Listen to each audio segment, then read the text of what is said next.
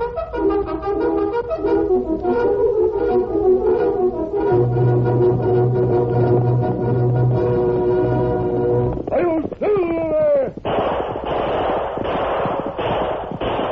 fiery horse with the speed of light, a cloud of dust, and a hearty Hi-Yo Silver, the Lone Ranger.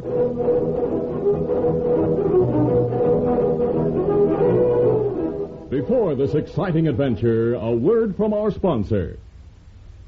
General Mills, makers of Cheerios, the oat cereal that's ready to eat, Betty Crocker Mixes, and Wheaties, the breakfast of champions, present by special recording, The Lone Ranger. When the weather's bad, do you and your friends ever hang around the house wondering what to do? I'll bet it happens lots. Well, you know where you can have the most fun? In the kitchen, with a package of the new Betty Crocker Brownie Mix. That's right. It's easy as can be to bake up a big batch of luscious, chocolatey brownies with Betty Crocker Brownie Mix. Everything you need is right in the package. Just add 1 egg if you like the chewy, fudgy kind of brownies, and 2 eggs if you want them soft and tender like cake. Add nuts, too, if you like. Either way, Betty Crocker brownies are the gee-I-can't-eat-em-fast-enough kind. Even if you've never baked before, you'll turn out scrumptious, chocolatey, perfect brownies the very first time. And what fun you and your gang will have eating brownies that you baked yourselves. Have Mom get Betty Crocker Brownie Mix next time she shops. Then invite your friends over for some fun.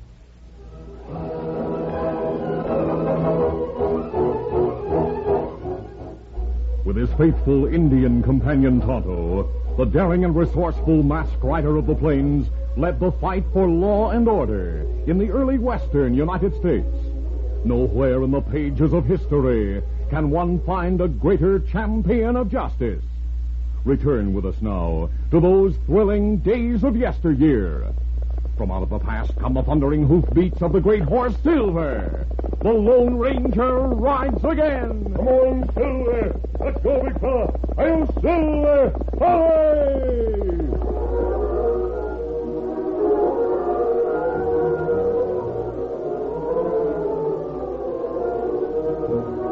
Greg Talbot, owner of the cafe and gambling hall in the New Mexico town of Greystone, paced the floor of his office as he spoke angrily to his men. I've just found out that Hank Ames, the candidate for first mayor of this town, promises, if elected, to put through a big tax on cafes and gambling halls.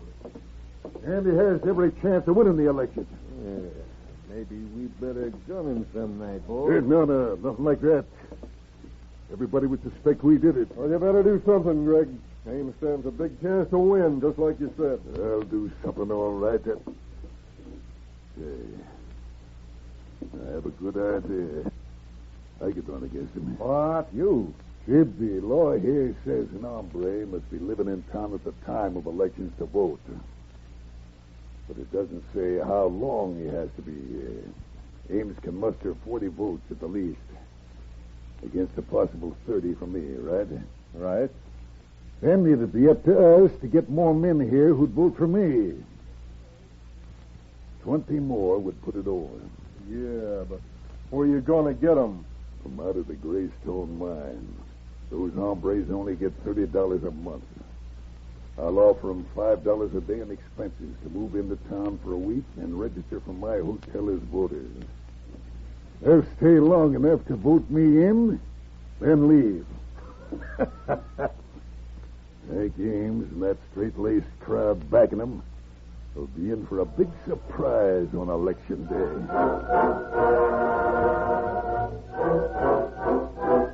The miners were former prospectors who failed in their search for gold.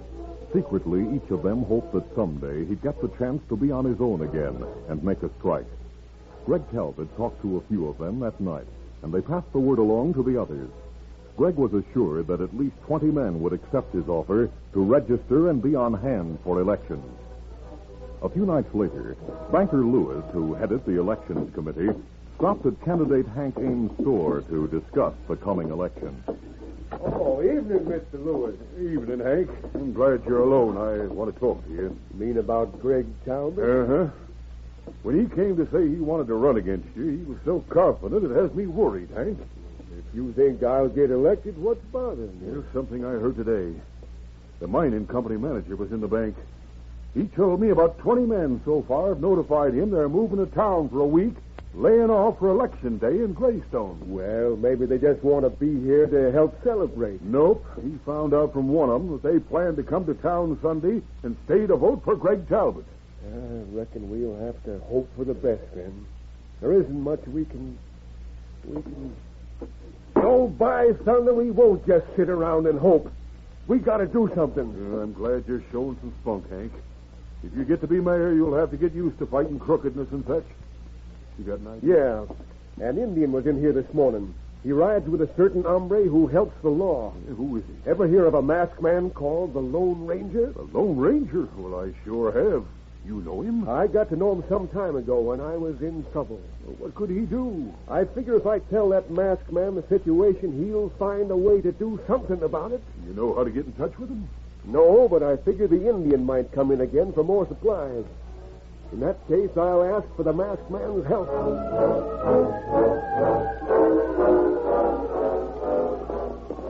The following morning, Tonto returned to the camp in the nearby hills after another trip to the store in town. Glad you're back so soon, Tonto. Our riding gear is all in order now, and we're ready to start for Texas. Me bring message from storekeeper in Greystone, Kimasabi. From Hank Ames? And him say maybe Lone Ranger come, see him after dark. Him say it's important. Oh, of course. We'll stay on here, and I'll see Hank tonight.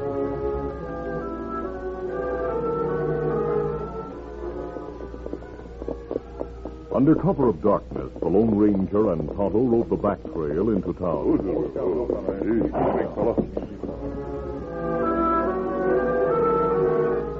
The store was closed, and Hank was waiting in his living quarters at the rear of the building.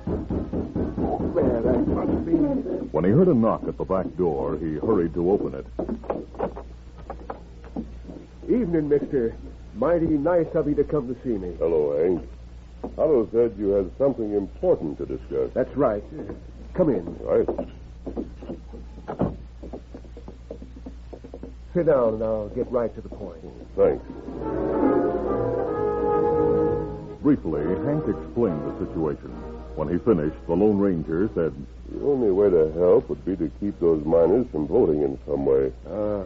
But until we get some town laws, there's no way to prevent them. There was only some way to get them to leave town before the polls open. But how? Oh, wait, Hank. Most of those men used to be prospectors. That's right. They desired to stake a claim where they were certain they'd find gold, to be very strong. They'd leave their deathbeds for a chance like that?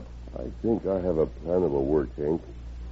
It'll be up to you to get word to each of the voters you're sure of, so he'll know what's going on when I put my plan into effect. Sure. Just tell me what you plan to do, and I'll pass the word to the right people. All right, listen. Sunday, after the miners have gathered in town, I'll arrive disguised as an old prospector. I'll go to the cafe and let them think I've found a vein of gold. The week before elections, the miners engaged rooms at the hotel. Early the afternoon before Election Day, the Lone Ranger, carefully disguised as a bewhiskered sourdough, rode into town on a nondescript horse, which Hank had obtained for him. Tonto waited in a grove on the edge of town with Silver and Scout. Later at the cafe, no one noticed the stoop-shouldered old prospector who entered and walked slowly to the bar. Well, old timer, what can I do for you? Give me some sarsaparilla, mister. Sarsaparilla. Right, Jiminy, you really must be broke, stranger. Nope. Just careful, young feller. Strong drink makes me talk too much. I don't reckon you talk about anything folks would be interested in. Here you are. That's 10 cents. All ready? Take it out of that. Hey, what? Hey, that's a gold nugget. Yep. Your gold, mister. You got any more? Maybe there's a whole vein of raw gold running through one of the ridges back in the hills, if a man's willing to dig and find out. Nothing like sarsaparilla. Reckon you can just keep that nugget, mister. I got plenty more where that came from. Gotta start back now. Takes me several hours to get to where I'm going. See you again sometime. So long. Hey, the old man struck it rich. Spoke of a vein of gold in a rig. Why, yes, it's a chance of a lifetime. I'm going to trail that sourdough. All right. No, now, wait, man. Listen to him. Let's stick together on this. There's plenty of land from what he said so that all of us can stay clean. If anyone follows him now, why, he'll spoil things for all of us. Those old sourdoughs are mighty cagey, and if he sees he's followed, he won't go near that rig. So I say let's wait a couple of hours. Then it'll be easy to pick up his trail. All right. We'll have had time to go to the mine and get our tools so we can get samples of ore when we go out to the ridge. Good idea. We'll stick together and wait.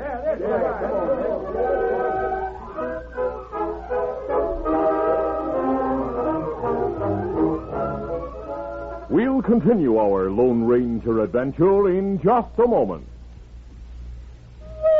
All over the country in every direction, how you doing is the question. And here's what the happy people have to say. Eating our Wheaties and doing okay. Doing okay? You bet the champs in good old New York are. Listen, now in New York, we wait for days to see a guy called Willie Mays, 'cause Wheaties keeps him leaping high to grab those line drives on the fly. And Yogi Berra's a Wheaties lad whose batting style makes pitchers sad. No matter how they throw the ball, that Yogi belts it through the wall. And look, both Willie Mays and Yogi Berra turn to Wheaties for extra energy because there's a whole kernel of wheat in every Wheaties flake.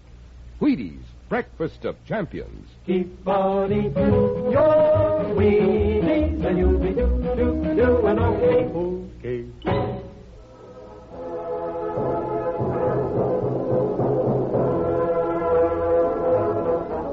Now to continue.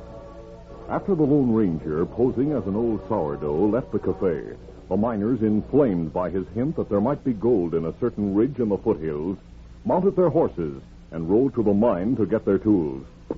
Tonto, waiting in the grove, chuckled as he saw the Lone Ranger ride slowly from town toward the foothills.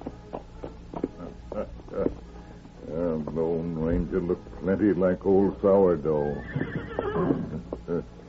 He'll not fool you, Silver. We wait, see if plan work. Miners follow. Then we go meet Lone Ranger. Tonto waited patiently. The company mine was a few miles in the opposite direction from town, and it was almost 2 hours later that the miners, carrying their mining tools, rode past the grove as they followed the Lone Ranger's trail. There go miners now. Plan work heap well. We go meet Lone Ranger tonight.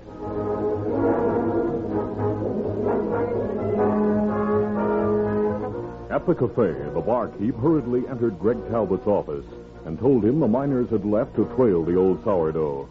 Greg exclaimed, Hey, Thunder, we got to get him back before tomorrow to vote. Ain't going to be easy, boss. You could see the gold fever striking him even before that old sourdough got out the door. Send Sid and Lou in here and tell them to hurry. All right, boss.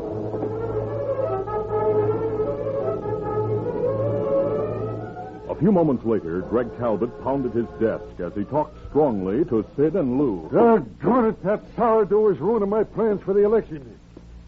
I want you to take a shortcut and get ahead of him. He went out toward the foothills. What do we do then, Greg? Bring him back here, at gunpoint if necessary. The miners will trail him back to town.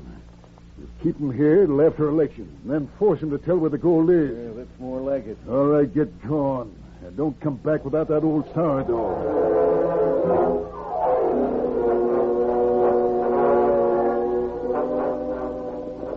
Sid and Lou hurriedly left town and followed a shortcut trail through the hills. When they felt certain they were ahead of the Lone Ranger in his disguise as a sourdough, they stopped behind large boulders to wait for him. Whoa. Well, I reckon we're ahead of the old man now, Lou. We'll wait here for him to show up. I was thinking, Sid, we ought to force him to tell us where that gold's located. Then kill him. Then nobody'd know but us. Yeah. Lou, reckon we'll do it your way. Now all we have to do is to wait.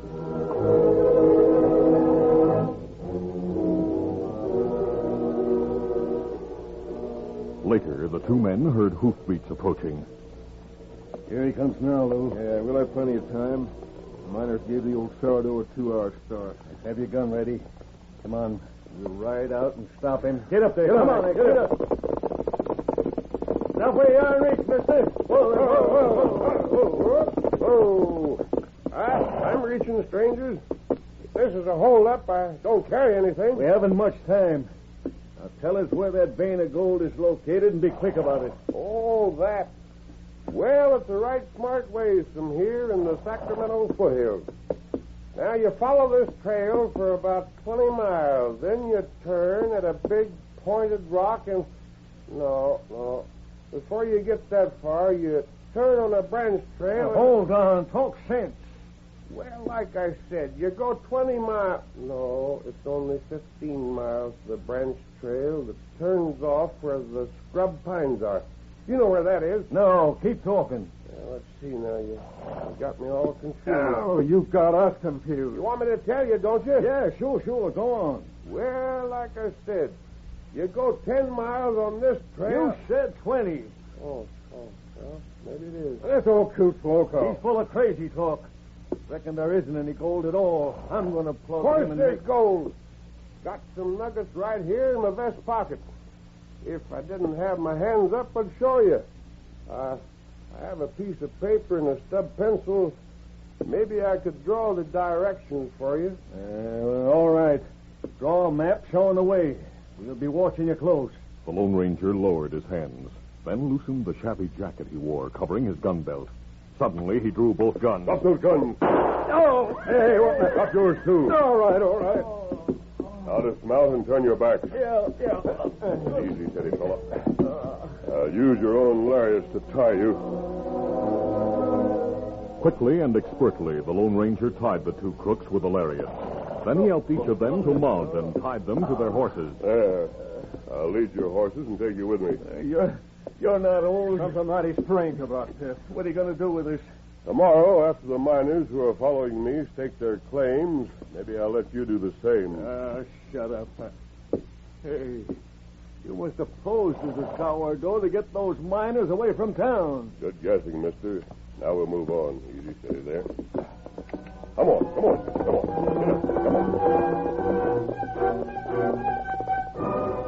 Later, some of the miners noticed that the man they were following had been joined by two riders, but deciding they were friends, gave it little thought and continued to trail him. The Lone Ranger knew of a deserted shack and claim far in the foothills. After darkness fell, Tonto took a different trail and reached the shack ahead of the Lone Ranger. It was almost midnight when the masked man arrived with his two prisoners. Ho there, easy.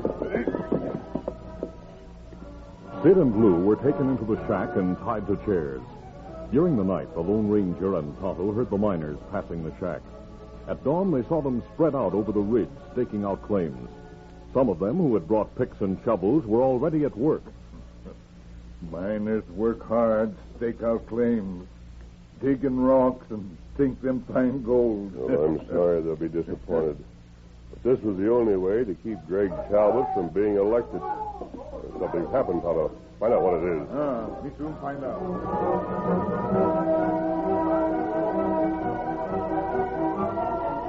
A short time later, Tonto returned with startling news. Stop it. Yes?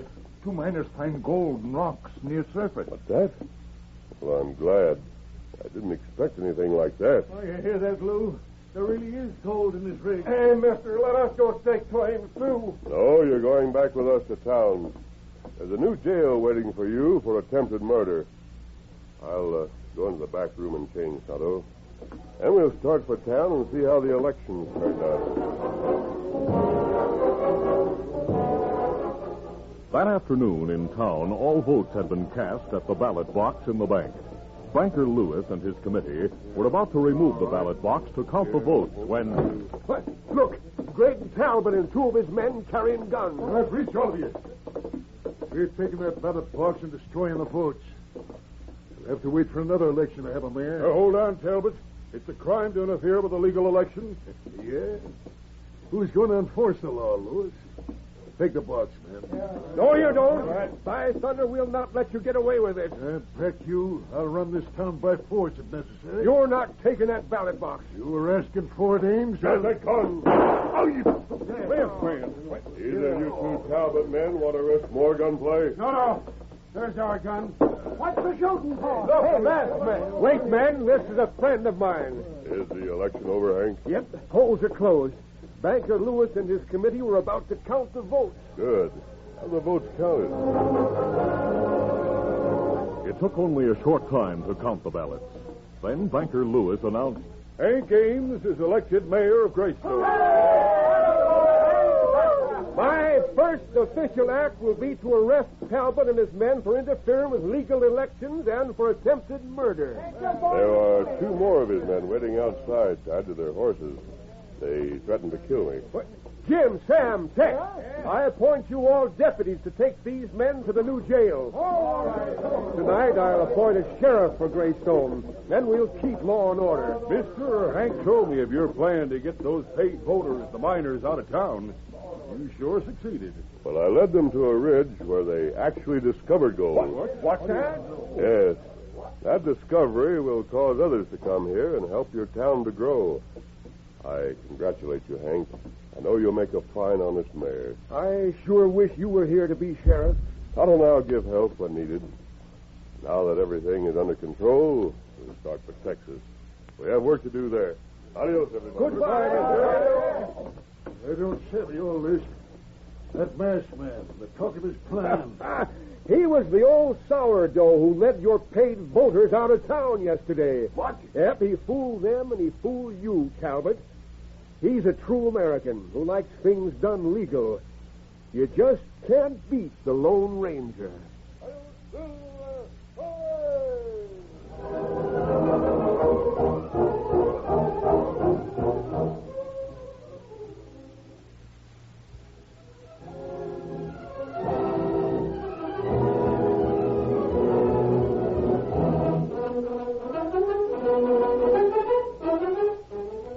The Lone Ranger, a copyrighted feature of the Lone Ranger Incorporated, is produced by Pendle Campbell Muir Incorporated. The part of the Lone Ranger is played by Brace Beamer. Your announcer, Fred Foy. Listen to The Lone Ranger, brought to you by special recording Mondays through Fridays at this same time. You've been listening to the OTR Gold Network. Find more classic radio at otrgold.com.